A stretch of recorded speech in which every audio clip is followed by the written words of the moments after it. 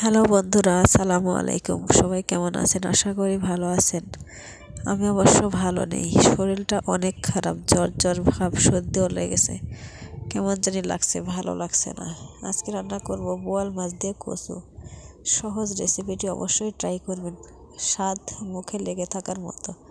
কড়াইতে তেল দিয়ে তার মধ্যে দেখেন পেঁয়াজ কুচি, মরিচ কুচি দিয়ে দিয়েছি। এর মধ্যে দিয়েছি 3 টুকরা দারচালা, একটা বড় কালো এলাচ, 3 থেকে 4টা সাদা এলাচ, 4টা লবঙ্গ।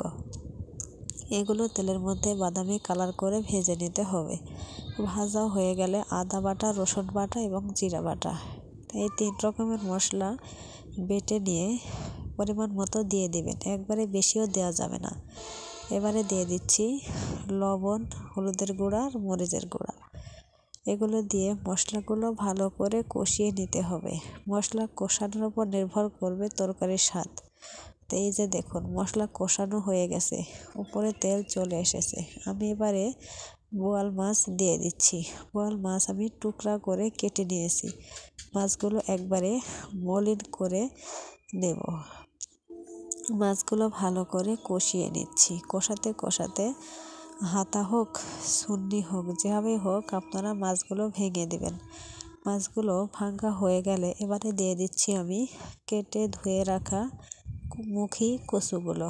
এখানে কেউ কুড়ি কচু, কেউ মুখী কচু বলে থাকে, একজনে এক নামে চিনে। এই কচুগুলো নিয়ে এসেছিলাম উল্লাপাড়া থেকে। উল্লাপাড়ার সবজি নাকি অনেক টেস্টি হয় আমাদের এলাকার তুলনায়। এই যে দেখুন, কচুগুলো দিয়ে আমি ভালো করে মাছের সাথে কষিয়ে নিচ্ছি। কচুটা তেমন একটা ভালো না, খুব সুন্দরভাবে সিদ্ধ হচ্ছে না। আমি এবারে এই হাতা দিয়েই ভালো করে ঘটিয়ে নিব। তারপরও দেখেন খুব একটা ভালো সিদ্ধ হয়নি, যা হয়েছে এই অনেক। মাশাআল্লাহ, এমনিতে স্বাদ অনেকটা বেশি হয়, এভাবে রান্না করলে অনেক টেস্টি হয়। এই যে দেখুন, আমি হাতা দিয়ে কি সুন্দর করে ভেঙে নিয়েছি, অনেকটা ভেঙেও গেছে। যাই হোক, যা হয়েছে এই অনেক। এবারে পরিমাণ মতো পানি দিয়ে দিচ্ছি। পানি দিয়ে ভালো করে নেড়ে চেড়ে মিশিয়ে নিতে হবে। অবশ্যই একবার হলো ভিডিওটি ট্রাই করবেন।